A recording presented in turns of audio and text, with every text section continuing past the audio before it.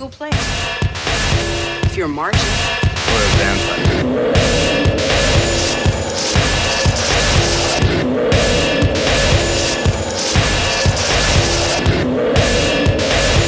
Get yourself a good shot.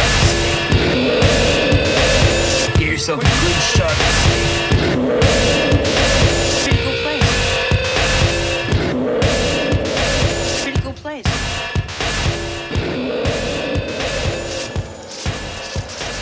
Hello and welcome to another episode of the Retro Rejects. On this week's show, we're going to be talking about Indiana Jones, as in all the movies.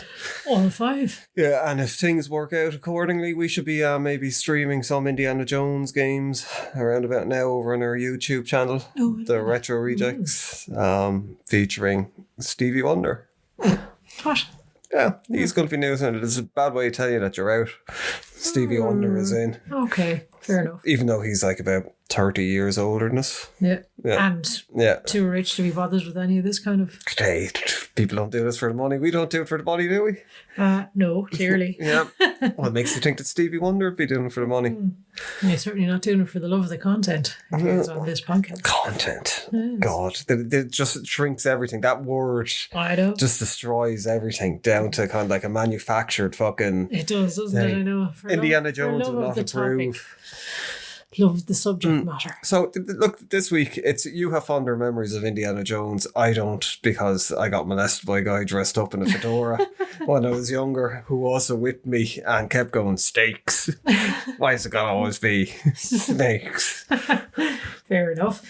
Yes, Indiana Jones was my childhood hero. When I was a kid, I wanted to grow up to be Indiana Jones and realised very early on that would mean I would need to turn into a man and do archaeology and be born into probably a different family that was And very be a wealthy. womanizer. Yes, exactly, all of those things. So I didn't give up on that dream for quite some time. I held on to it until at least college, and then I was like, I guess I'm not going to be Indiana Jones. Oh well. But yes. I'm trying to... You didn't have a fedora at any stage, sure you didn't? No, because... Yeah, but then you weren't that much of a fan. Like. Well, no, I wanted it, but like at that stage, unfortunately, back in sort of the late 1990s, early 2000s, women started wearing cowboy hats a lot, those pink sparkly ones. Oh God, yeah, I forgot about that. And I didn't want to be one like of those. festivals, Yeah, exactly. So I was like, I can't even wear my Indiana Jones hat and look cool. So I just had to settle for a brown leather satchel. So what was it about Indiana Jones that was cool to a young impressionable? It was the cool adventuring spirit. It was the daring do. It was, it was like one of the old fashioned sort of adventuring movies, sort of a throwback to an earlier era, but with sort of modern sensibilities as well. A wisecracking protagonist. Basically, Indiana Jones is Han Solo, is, all of these kind of characters where he's just effortlessly cool and going around and saving the universe or saving artifacts, whatever it may be, but from his own weird little perspective and kind of cutting corners where necessary, etc. So you like people that break the rules? Yeah, certain rules. Well, yeah, but this is like with Indiana Jones, and the first one, and definitely in some of the other ones. Like, he only briefly mentioned sometimes that, and it's really only in the very last one where he says, that should be in a museum. No, a lot of it is because he wants to have it. Fame and glory. Well, yeah, some of it, I suppose, yeah, that he does want that. I'm trying to... Was it like that? Was it? Yeah. No, it was. It was always about the historical artifact as well, Well, like, I mean, I suppose with the arc... Well, we get to... Because there's 5 of these fucking things, and there's a TV show, which we didn't really have time to look at. Like, if we were to look at it, or kind of like indulge in all the Indiana Jones content, it would have been like a week and a bit, as opposed to a week. And funnily enough, I actually read the books as a child as well, because there's I think I did the books as well, of the film, if you know what I mean, Yeah. like the serialized or the novelized But versions. wasn't there other books as well, like probably young Indiana Jones books? Because, like, I mean, the Hardy, when we were younger, like, and probably for quite a long time before we were young, like the Hardy Boys and Nancy Drew, all all those of that mystery kind of books stuff, are quite big, like, which I don't think they are. I think they were like try to reboot the Hardy Boys a while ago, and there was a Nancy Drew thing I seem to remember as well, but they And there quite was obviously Adventure didn't do Brothers, well. obviously, Yeah. the camera cartoon series. Which was kind of like, oh, the Adventure... Yeah, I suppose Adventure Brothers was a mixture of all those 70s things and Johnny Quest and bits and pieces like that. with it. I'm sorry, I have a little dangerous dog up in her lot there now who's just squiggly little dog just had wanting to to get throw him involved down. and everything. Yeah, But I'm kicking him now, kicking him to death. yeah. So you can clearly hear the squeals. Yeah. Now he's just he's being the best. Right, but right. So Frodo, what did you think of Indiana Jones? Yeah, and for people who are wondering, yes, he is called Frodo, and that is obviously the Lord of the Rings reference Yeah. there. But our previous dog, funnily enough, was called Indiana Jones. Yeah, got killed by like a bunch of kind of like Amazonian tribesmen with poisoned darts. Poisoned darts, that's Ironically, what it yeah. But yes, yeah, we would be that big of a fan of that particular film series that I had to have a dog called Indy at some stage in my life. So our last one was Indy, even though she was a girl. And linking the two movies together, Jonathan Rhys Yes, Jones, was that his name? Was it Salah? Salah, yes. And he played Gimli. and my axe too. What kind of a voice is that? Or and my axe. Yes, you even get the line right, Yeah. and my axe also as well. They call it a mine. See, these are the quotes from Lord of the Rings that people. Oh yeah. Remember on Reddit there was that unexpected Gimli. Oh yes, exactly. It was just every now and again he just show up with and my axe. We in a thread about like the JFK assassination. Yeah, and my axe. But Yes. I suppose I would like Yes. I say we should probably go in sequence, kind of try and Yes. keep it kind of Start at tidy. the beginning is always a Yeah. good place to start. So Raiders of the Lost Ark, I think Yeah. loads of people would say it's their favourite or best Indiana Jones movie. The It's original definitely and the the best. definitive one. Yeah. Now, I think one of the things that's really good, we looked at a movie a night, and it's kind of good doing it because I suppose wasn't a fan of the Crystal Skull movie when I saw it before the first time when it came out, and then looked at it again for Yeah. the second time, and actually it fit quite It fit well in. well into it, yeah. Yeah. It just carried forward because I think the criticism of the Crystal Skull was because there's a few kind of unbelievable scenes like Mutt swinging through the But jungle when you go with the through the monkey, whole yeah. lot of them, you kind of go, the whole fucking series is filled with. Exactly, yeah. There's all these Yeah. little things, and you have to remember as well, they're kind of aimed at kids a lot of the Yeah. time. So of course, your kids are going to lap up It that wasn't, kind of they stuff. weren't like It's fucking kind woo, of do like the fucking highbrow kind of Yeah, right. Oscar-worthy kind Yeah. of stuff. That's it, yeah.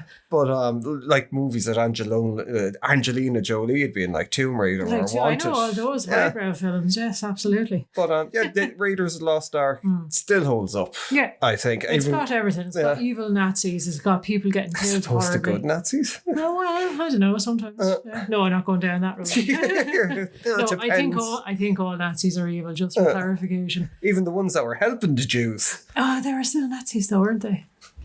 Yeah, but Anyway, let's not get caught down in all of this kind of stuff. you don't know how often we debate it. Laura's always like, there's a lot of good ones. No.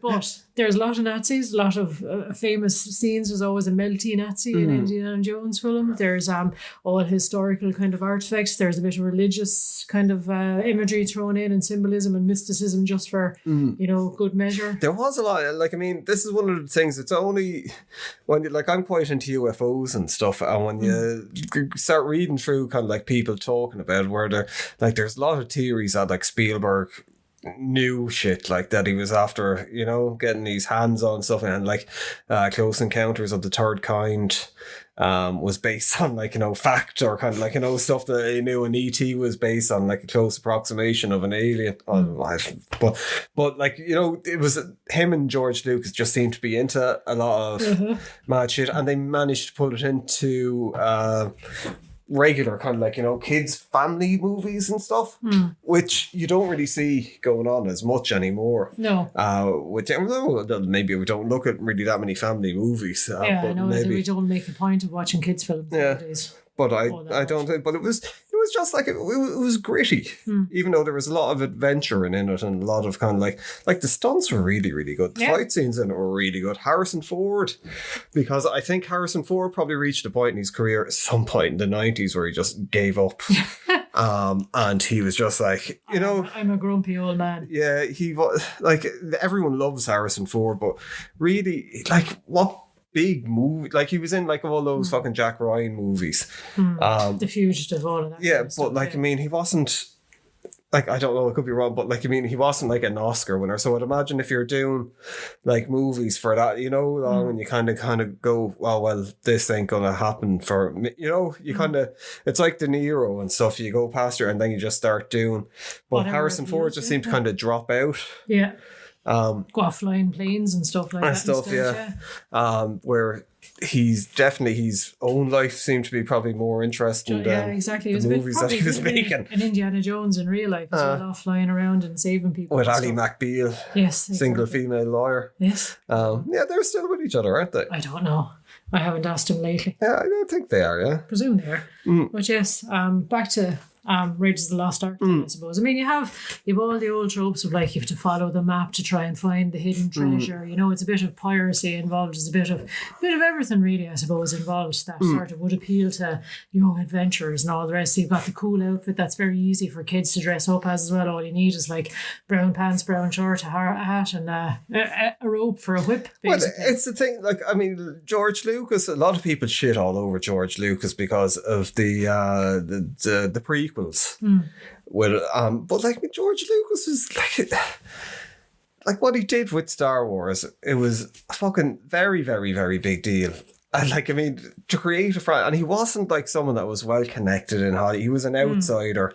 He managed to do something that no one really did beforehand. And he created these big franchise movies that had like massive merchandising rights and stuff. So the guy isn't a fucking moron. And like, I mean, you look at, he wrote the Indiana Jones movies, wasn't it? And Spielberg directed them basically. Yeah. So a lot of the stuff it's like he had a very, very good eye for things, and as well that, like, I mean, Star Wars basically was he wanted originally to do like a Buck Rogers kind of a thing and bring back that the old, was it, no, yeah, it was Buck Rogers, wasn't it? The 21st Or Flash century. Gordon. No, sorry, Flash Gordon.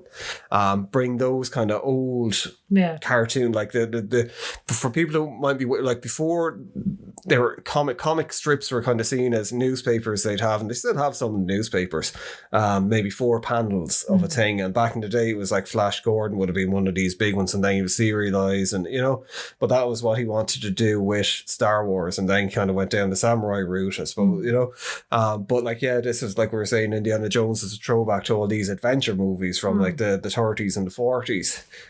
Maybe 50s, I don't know. But you know, you do get that, especially with the I know we're jumping ahead, but with, I think, fucking, what's it like, the Temple of Doom, the opening to Temple of Doom very much feels old Hollywood. Oh yeah, it's like a 40s sort of a, you know, here's the showgirls coming on, they're doing a big musical number. And they're like, is this an Indiana Jones film? Yeah, but it just had, you know, they know what they're doing. But like, I mean, Raiders of the Lost Ark had, like you were saying, about the map and all that, and these things now, they're like cliche and just tropes in movies because of Indiana Jones and because of George Lucas and Spielberg with it. Yeah, exactly. And Senior Spielbergo was the second assistant director. Yes. Exactly, yeah. But I mean, it gives you this whole like and I suppose it was a whole exotic adventure as well. As like, oh, he's in the desert and he's like, you know, in a tomb looking for like, you know, fucking the Ark of the Covenant, and it's all very grandiose kind of adventures and experiences and all the rest. And there's always, you know, the fight atop a train and fucking, you know, car chase scenes and sword fights and gunplay and all the rest. So it has everything that you want from. Well, there were some of the first like big action scenes, weren't they? It's like it's like when you look back at those, and especially like, it's, say, when people think of independent movies nowadays, they'll think of, say, maybe Tarantino and that kind of around that time. But like, what you had in Hollywood, that's the cat jumping down, fucking being a pest on his own adventure. Yeah, but he had this whole kind of thing that Hollywood was a closed club where people got hired in. It was always people that were related to other people were doing it, and you were told you make movies this way, and it was very closed shop thing. In the, I suppose, late 60s, 70s, you had a lot of these independent filmmakers that weren't really connected, that were going off doing their own thing. Like with Coppola, well, he was connected, but you know, and like George Lucas, these people coming out of film school that were trying to do their own thing. John Carpenter, a big one, which people don't really throw in with the independent, but like, I mean, Christ, he was. And I think Roger Corman was responsible for getting a lot of these people off the ground, doing B movies at first, and then they'd learn the ropes and they go on and do all that. Do their own thing then, but it's, so you had this thing, I think by the late 70s, there was all these gritty movies. and everything was a little bit overly serious and stuff. And so it was either like really twee kind of kids movies, and then Indiana Jones was a serious family film that appealed to everyone. Yeah. Which was very strange. Like it just didn't. Star Wars was like that as well, I think. But like Indiana Jones, I think got to the people because sci-fi was still a bit niche. Yeah, this is harkening back to sort of almost a cowboy kind of western type film. Yeah, and it led on to a load of copies as well. Like I don't know if you remember, like King Solomon's Mines and all that. I can't remember the name of the. And sure, the Mummy and all of those, later on, kind of brought it back.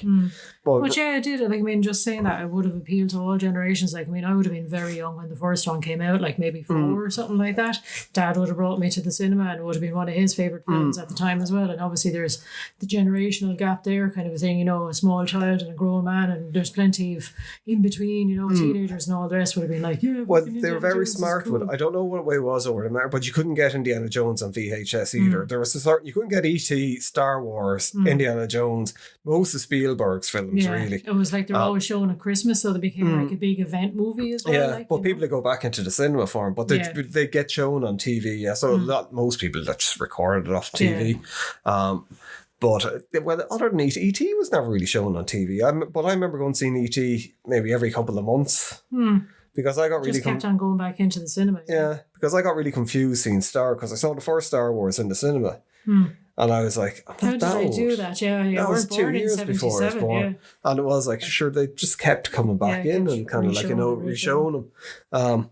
But yeah, the first one, amazing movie. And it's fucking scary at the end as well. Yeah, it is. It's genuinely scary. Like, I mean, you have all this supernatural fucking religious powers coming out and all the rest. And like I said, Nazis getting melted and stuff.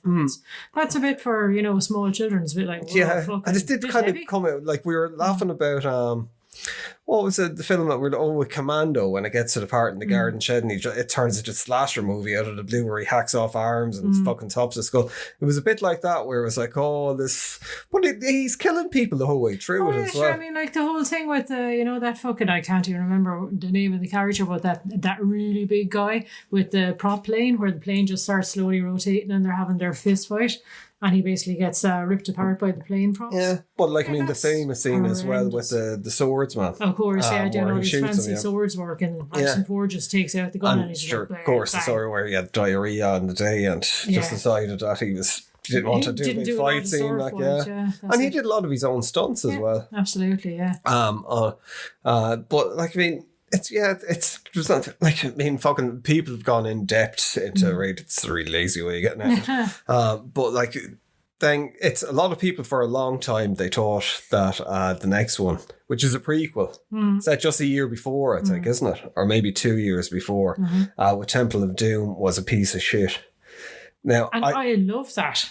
I think it appealed more to 80s kids. I think we probably had the Star Wars kind of fucking thing that you have nowadays, where a lot of adults probably really liked the first one. And then the second one came out, it's like, oh, fuck, is this mostly... all of it saying that it's actually far gorier than the first one. It's terrifying. But the themes in it are fairly terrifying. It's a load of kids held captive in mines and getting whipped and beaten and fucking... people getting their hearts ripped out. And set on fire, it is properly horrific. And I mean, even the scenes like where they're having like the meal in the Raj's the monkey brains. There's monkey brains, there's snakes being slit open and people eating baby snakes. It's fucking horrific. When you think about it like that, it's like, this is like a... It was gory kind of thing. But it was that kid kind of gore.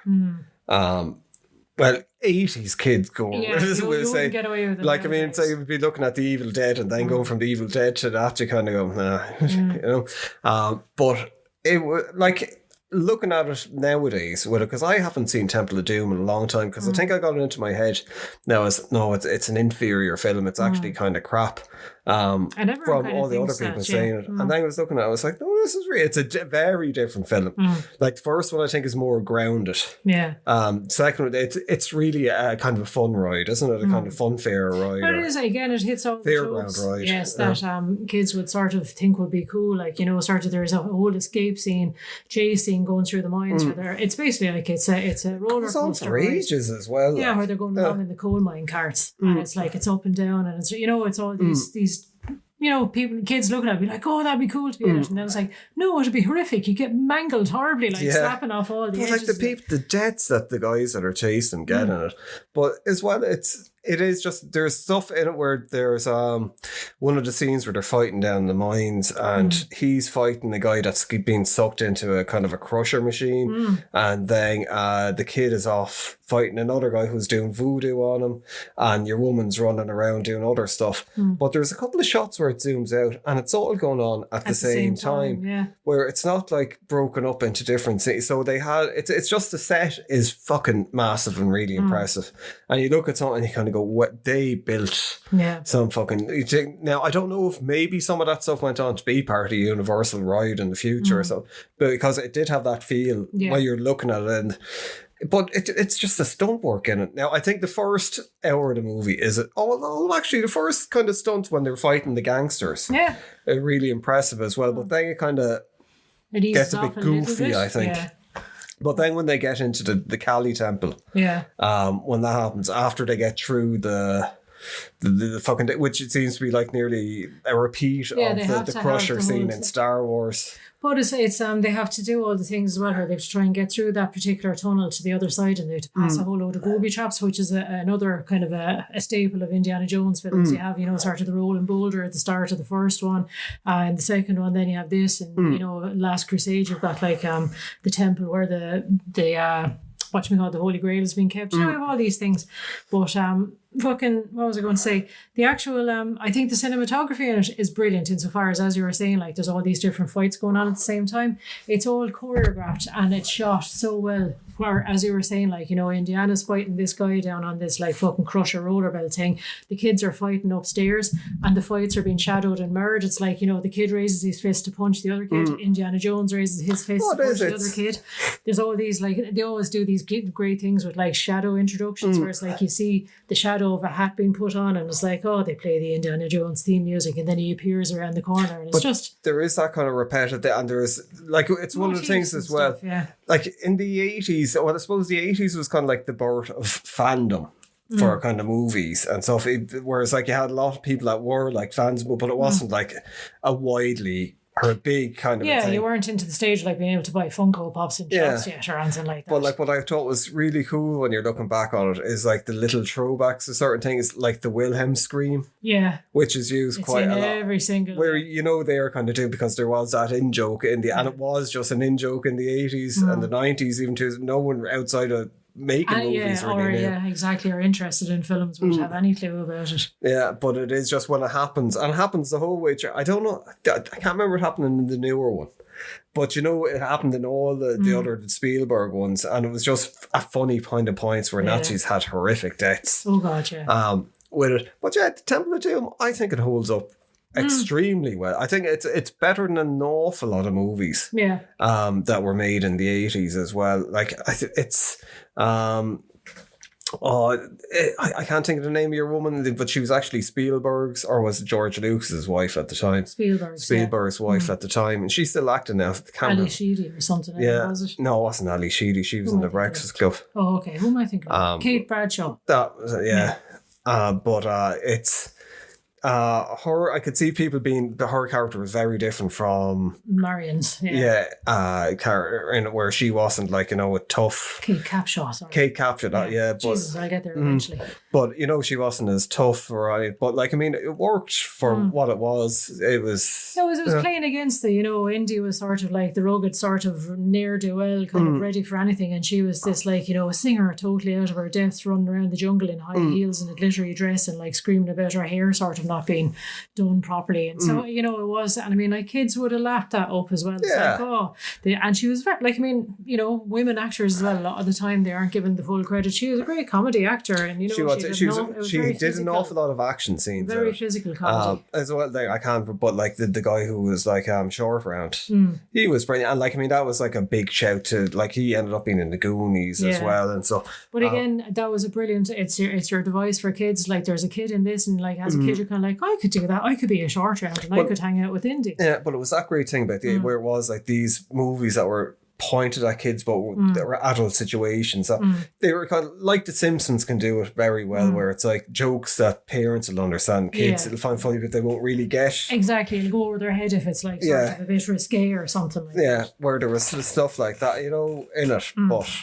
it wasn't like hardcore. No, like exactly. It's not slutty or disgusting. Or anything. I think it's kind of like it's unfair the reputation that it has as being one of the weaker entries in the series. Like, I being quite honest, I don't think there's actually any weak entries in it. Kind of, as we go on, like the newer ones, of course, I wouldn't be as fond of, but that's because I don't have years of memories of it. Like, or I didn't see them as a kid. They're not bad movies, though. At the same point, but like, I mean, Temple of Doom. Yeah, I think probably Temple of Doom was probably more of an impact on me when I was younger.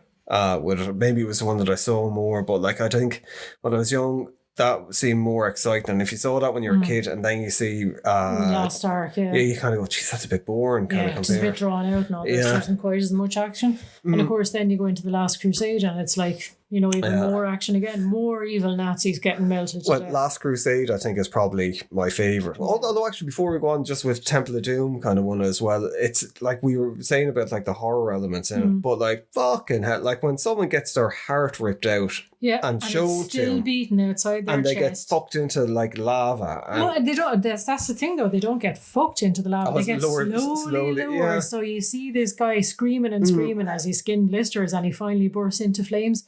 That's fucking horrific. And then, as he does that, he's still beating heart, and fucking Mola Ram's hand is like that bursts into flames as well. And it's incredibly disturbing. I think it introduced the world to Cali and Cali or Thuggy cult as well, because I remember like I used to love getting like, it just weren't a cult books, but say books on the supernatural or kind of weird kind of things. Or there was like this bookmakers Osborne. And they used to do stuff like science books, but they'd always do like ghosts or kind of stuff. But I remember getting stuff about that. I can't remember what one it was, but it was like that they had about the Tuggy and Cali and all that. So you had all this stuff that was being like, I think it's really good because you start learning a bit different. Exactly, and then I think it also plays into the whole thing when your kid is like, oh my god, maybe it is real. Oh, yeah. That's this like, these are real people. Exactly. But yeah, it's just that part of it. I think that it's way more gruesome. I think it actually sets Indiana Jones up to be more of a hero as well, because he saves all the kids. He gets a stone back for the village. Yeah, he doesn't bring it off and make his fortune or give it to a museum. He gives it back to the village where, it brings back good luck to the land and all the rest. And that's the thing as well, and you see as well, again, the horrificness of it, that like, he's forced to drink blood to, sort of render him a zombie of the cult kind of thing, and then Shorter has to like burn him with fire to break him out of the nightmare. I mean, that's the kid that was the Rashama or whatever. The Raj, he was fucking creepy little fucker in it as well. There was something just really believable about him being evil, more so than the priest. I think it was sort of the mix of the real softly spoken, gentle nature of him, and sort of being all very refined, and I'm a prince. And then he was just like, I'll just stab this voodoo dummy of Indiana Jones and cause him to die.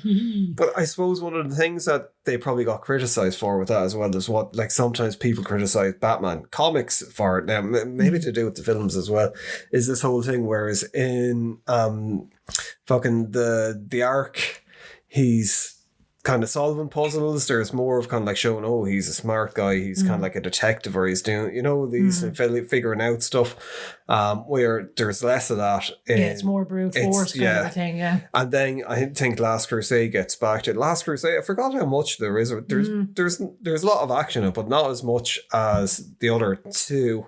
But there's a lot more kind of figuring things out. Although I suppose he was a bit older, and Sean Connery was in it as well. But there's always such like clever little things, like even something as simple as like, they're on a beach and there's this like Messerschmitt is coming to like strafe him to death, and they've no way to defend themselves against it. And old Henry, I suppose, Big Henry, who is Sean Connery, he just like flaps his umbrella to a flock of birds, and the flock of birds. But that was it. It was shown that they were smart, like that was they were. They can outwit people. It doesn't require like bullet power or anything like that. So, Well, I think of the three kind of But yeah, for me, it's my favourite, The Last Crusade. Sean Connery definitely expands on Indiana Jones' story and gives the backstory. Yeah, the glimpse of young Indiana Jones, which went on to become a TV series. Yeah. And a lot of people thought, like, River Phoenix will go on and be Indiana Jones. And, there was this whole kind of thing. And Maybe I think you could have, yeah. Yeah, there was a lot of games coming out at around the same time. I think that this is when Indiana Jones reached kind of like, its pinnacle, I think, of popularity and, its place in kind of the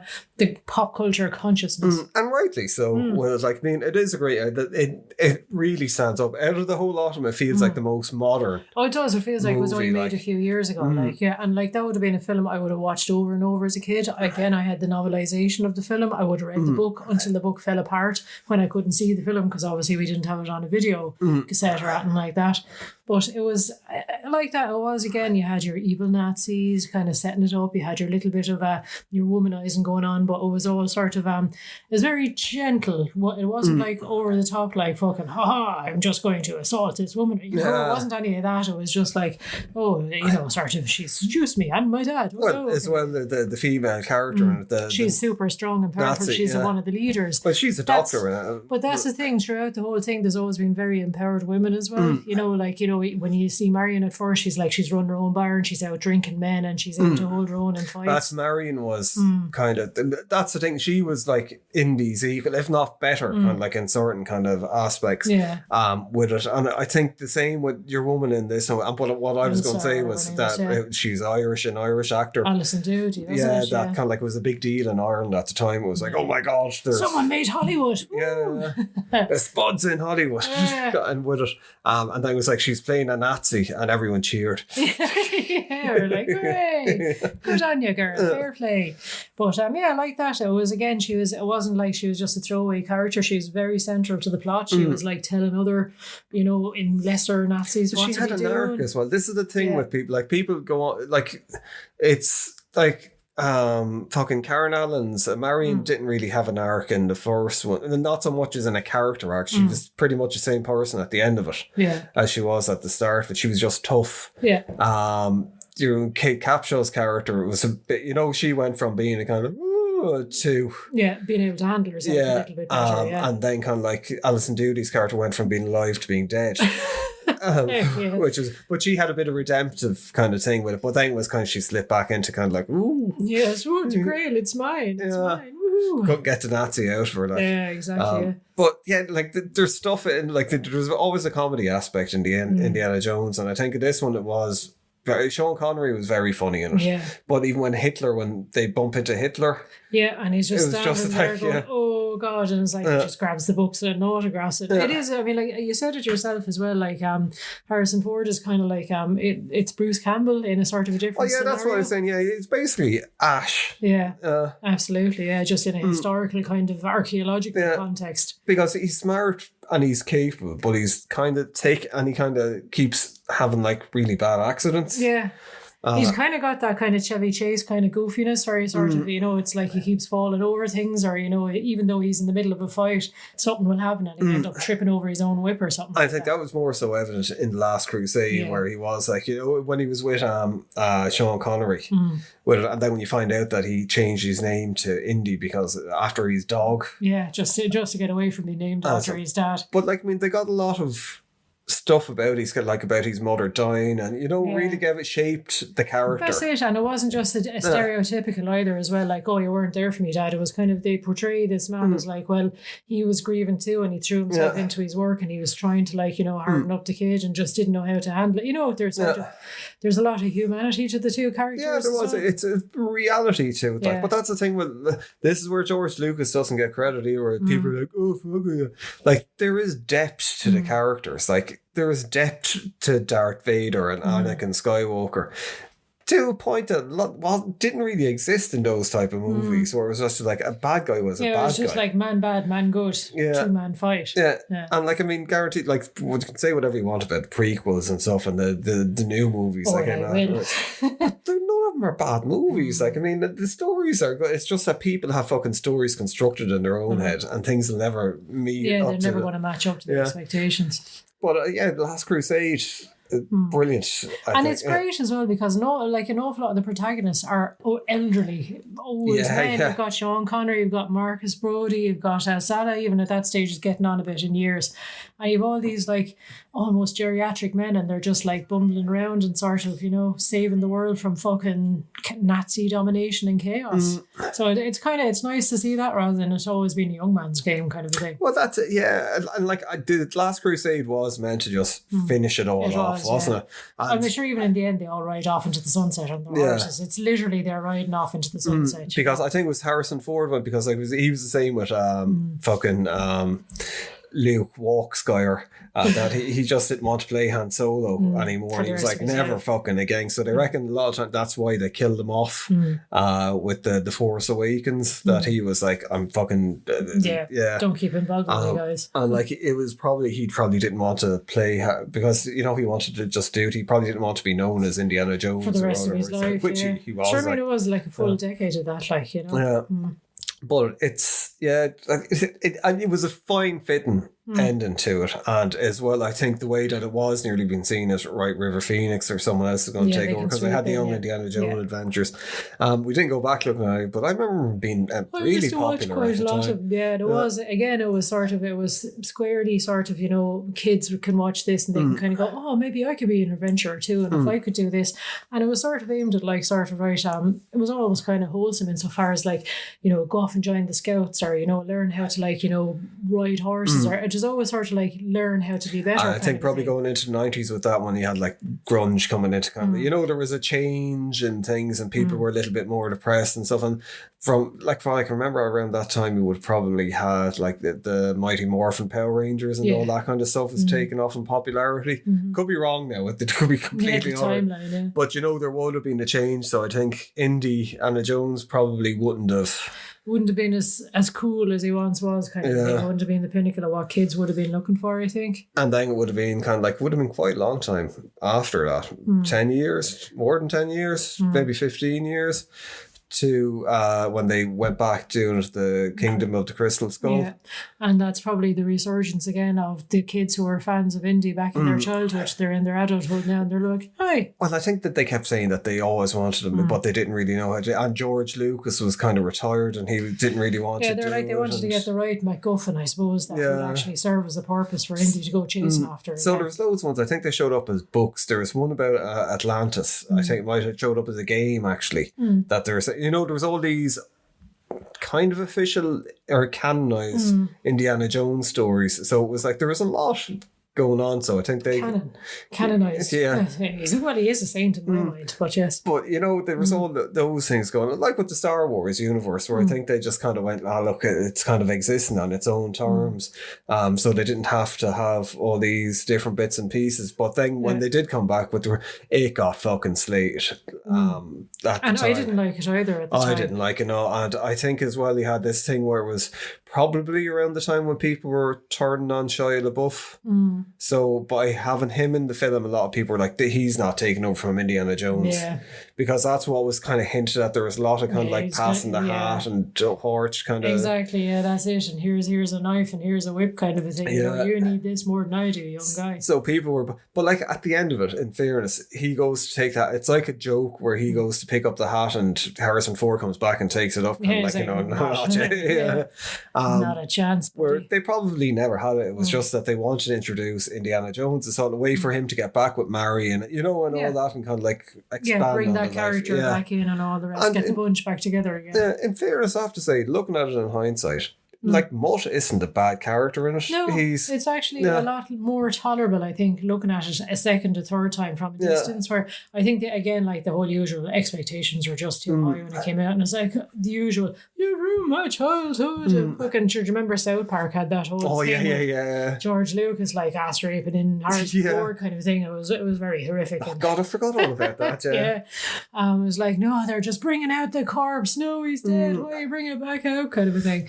But looking on it sort of with a little bit of distance between sort of when it originally came out and now, it's actually quite a decent, it still has the whole, there's a supernatural element to it. There's always the stupid bits like getting blown up in a lead fridge by a nuclear blast and he still survives. But of course, it'd be a very gruesome film if you got blown up and it was terrible just start. Oh, look, he's got nuclear poison, Exactly, and as well, he's meant to be immortal after fucking drinking the water from that's the whole thing, isn't it? Himself and the dad drank the water from the Holy Grail, so they would have been immortal, but it's only so long as the seal is unbroken, and they broke the seal, do you remember? When it got crossed. Because I puzzled over that for a long time when I was a kid. I was like, they just guzzled the water and they wouldn't give any to Salah or to Brody. That's terrible. How selfish of them. And I was like, it doesn't matter, they're all fine again. They're all just humans again. The immortality is gone.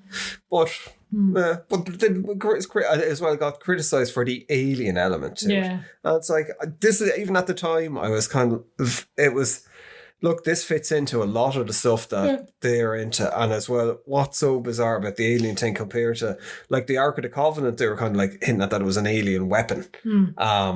With it, and it was fucking the Cali thing was just mental, and then you had immortality, the Holy Grail, where it's with an 800-year-old knight sitting there, sort of guarding it, which basically says, look, Christ and all that is real anyway. If the Grail exists and it kind of bestows immortality, and people just go, that's grand, no bothers. But then the minute you start hitting about aliens and Mayan temples or Aztec temples or whatever, and it's kind of like, what? And it's like, well, that's a lot. There is a lot of sort of speculation around how all these temples got built and what they were used for originally. It's a nice thing to go. It's a fucking spaceship. Alien stuff in that, and wasn't even they were interdimensional beings. I thought the effects were really not throughout the film. Some of the CGI the monkeys. Oh my god! At the time, I was like, "Fuck this! This is fucking stupid." Where Mutt is swinging through the trees with monkeys because they have a quiff like him. They kind of go, but looking back at it, it's funny, it's stupid, it's dumb. It's not meant to be kind of like, oh yes, look at. You don't genuinely think monkeys decided to join up with them and go and beat Nazis kind of a thing. But the action in this as well, I think, holds up to any of the rest of them. As a villain, I think, what's her face in it? Jeez, I can't remember. Kate Blanchett. Yeah. She's more memorable than any of the rest of them, really. Out of a lot. She's creepy, all right. Because with the others, the main villain that I remember from the Ark is the Nazi with the glasses, who really doesn't say anything other than Bernie's hand. And in the second one, it's the thuggy priest, but he only shows up in it near the end. He's the third one. Donovan, the Nazi, as well, and Elsa. Sorry. But they're they're not really. But they're all just regular Nazis. Yeah. I know she's just a Nazi as well, but she just seems to be. She's psychic powers, and it goes into that whole kind of the occult side of the whole fucking thing. The first one was about the occult side of kind of World War II, but getting into that aspect of it, I really enjoyed it actually. Looking back on it, I thought it was good, and I thought that was a nice way to finish it off. Look, he's after getting married to Marion. He's got his son. His life is kind of he actually got some sort of a nice sunset years, I suppose is what I'd like to term as an older man. He's not just alone in a library, dusty library somewhere, or, an old lecturer that nobody cares about. He's got a family now. But at the time, I remember it being a little bit, I didn't understand the hatred being thrown at Shia LaBeouf, and I still really don't too. So, people loved him when he started off, and there was that disturbing movie, Transformers, and then all of a sudden people just started, because turned on him, he was a young guy, he fucking kind of I suppose he kind of maybe it was his ego blew up a little bit and people never liked that, do they? So, but as well, he wanted to, the way he is now, he wants to be in serious movies. He went away from all those kind of movies, and I think the guy is who he is. He can't help being who he is. It's, you can't shit on him for not being a fucking character out of one of the movies, in real life. True. But it's just, people just seem to fucking hate him with it, and it was, and I think that kind of fucked the movie a bit, which I quite like him as an actor. I think he's quite good. I think he could be up there with De Niro, those kind of actors with things, but I think because of the personality that people have put on him, or the kind of person that they think that he is, he's not it going to be can't accepted as yeah. Which is very unfair, I think, because he is a good, like he's playing Padre Pio in Oh, really? a movie at the moment, which you kind of go fucking fair play, you know, kind of going from this Transformers Look, kid. no hands. Yeah, but he was so likable in all those. I think that's probably what got people. So it was the same with Kevin McAllister. You know, but he never really went on. Haley Joel Osment. Remember when Haley Joel Osment got older and he was, and people were like, "My God, that's not the kid from." Oh my God. Yeah, he looks so weird as an adult. And it's like, yes, he grew up. Yeah, what He wasn't going to stay 8 forever. Yeah. Like, but it's people just have that weird kind of a thing. But it's I think if anyone hasn't looked at the Crystal Skull or kind of thought that it was shit and they saw it for the Give first, it a chance. I would Go kind of back like and give it a go. because I was dreading it. I was like, oh God, this is going. But from the off, the action is really good in it. The character development, I think, is really good in it. The only thing that's a bit off is the sheen on it. That weird kind of Lucasfilm kind of thing that was in the prequels where they wanted to blend this. They had an idea of how you blend CGI in, and it was like make everything that fucking kind Unreal of kind of tone, looking, yeah. kind of you know filter, with it. So where I didn't really, you know, but like it is what it is. Well, it's a movie. It's quite good. thumbs up. And then getting to the new one, the Dial of Dignity. Destiny. What did you think of it? Yeah. Again, I probably need a bit of distance from it after seeing it, but like I have to say, like, I mean, I was impressed at the start. Like I was like, Jesus, they're after de-aging him fairly well, and you know, it was fairly impressive, all of that as well. It was So kind of- it was. There was points I actually forgot. It wasn't it like was. The Irishman where you're looking at it going, my God, this is like...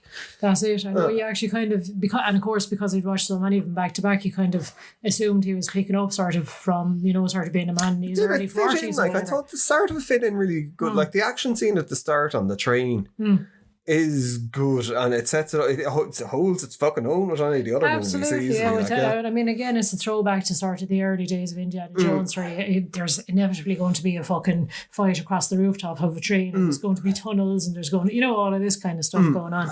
And, you know, sort of, oh, there's the artifact. No, it's lost. No, we have it. No, it's lost. And again, sort of the whole, right, evil people coming for it, and they want to get it because, you know, and then Hitler wants it. yeah, when you shoot ahead to kind of like what was like modern day in the movie in the 60s, it was after the moon landing and stuff. And he's He's old man now. yeah, he's, like I think they did. I could see point that there would have been people. Oh God, why does everything have to be so fucking like? I mean, the whole thing with it is spoilers, massive spoilers for people who haven't seen it. Like, just skip ahead a couple, or actually turn the podcast off now. But it's like son Mutt got killed in the war. He went off to war to spite Indiana.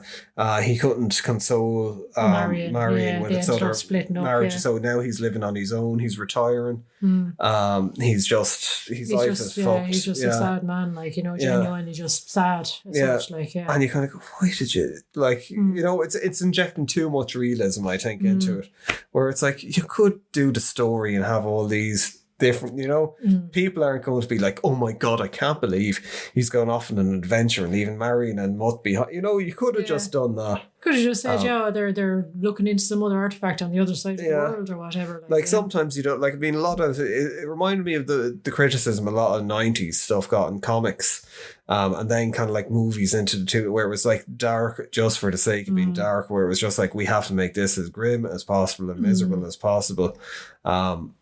And that kind of felt like what they did in the, you know, for like, you know, even like sort of his friend that like had discovered the dial with him was like he'd committed suicide, he'd gone mad over it and all the rest, and it was just everything was just like, oh, this is really shit, and what a horrible life he has now, kind of a thing. Tonally, it didn't. To me, it didn't feel like an Indiana Jones movie, and like I because I'm not this kind of person where I kind of would go, I can't believe there's a girl in the movie.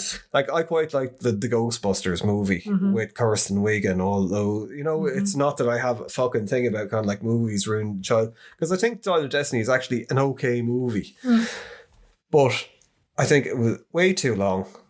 The action just blends into it. You get bored of That's the it. last You're hour. like, You're what just are they like, doing again? Hang Jesus on, what do they Christ, need like, to do this for? Yeah. Yeah, it's just setting up one action, and the action pieces aren't particularly exciting. They just get to, because there's no threat, or it's kind of like, you know, a couple of Nazis are going to get picked off this right now. At the start of it, it's not like that, because when you have the CIA, they fucking just killing random people. Yeah. You kind of go, fucking, Wow, they're this fucking is serious here. Like, and then it just kind of gets meh. The first hour and 20 minutes flies by and it's very good setting it all up. And then when they're kind of like digging around for it, and when Antonio Banderas shows up, Yeah. I think that was, but from about there on, it's a bit kind of, come on, just hurry up. Yeah. With it. Harrison Ford, very good in it. Yeah, that's it. Goes without saying it. Phoebe Waller-Jones, I don't like her character in it at all. I really didn't like her character. Yeah, now again, it's a standard kind of a character. Like, I mean, you have it in, what's her name in Supernatural? Do you remember the sort of the artifacts dealer? What was her name?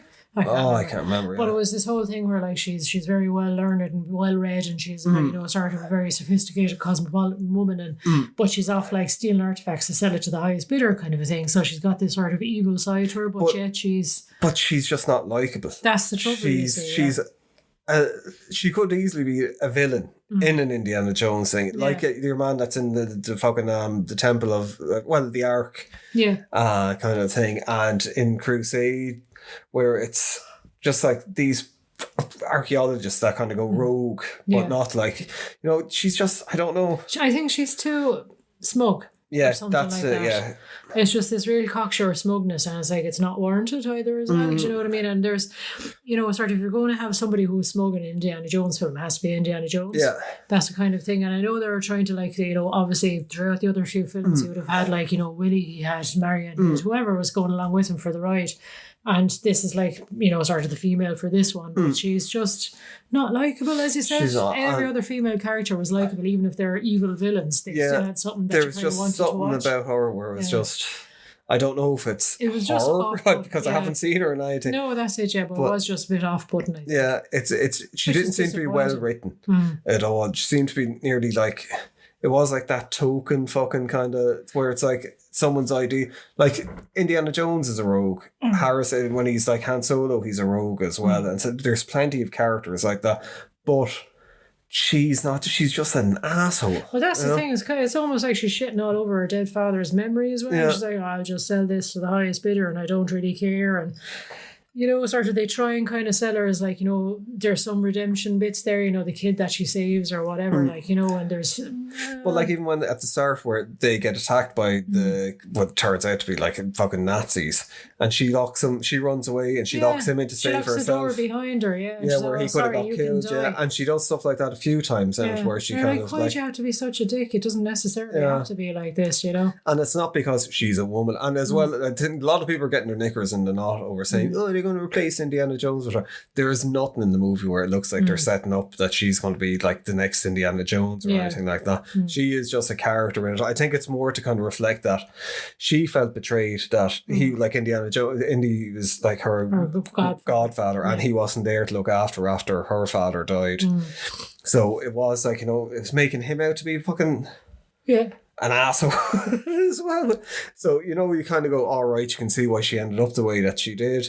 But there was just something really grating about her character. And it's terrible because because again, you have Indiana Jones, you have the cool little sidekick kid, and you have the woman who was well able to handle herself. You've got those three things there, but this time around, the woman was just not particularly. Yeah, I think it might be like you see it a lot in some movies out as women. For as much as people are saying women are getting written better, they're not. They seem to be getting, in some films anyway. They're just like, they're like a reflection of whatever male character is. They're written as a kind of a, I don't know, in reaction to the men around him. So she was in reaction to her father, in reaction to Indiana Jones as the Godfather. But they don't seem to be developed in her own right. They don't seem to be written by women or kind of, they don't, like, I mean, there's like, I love comics, and there's like Pat Mills,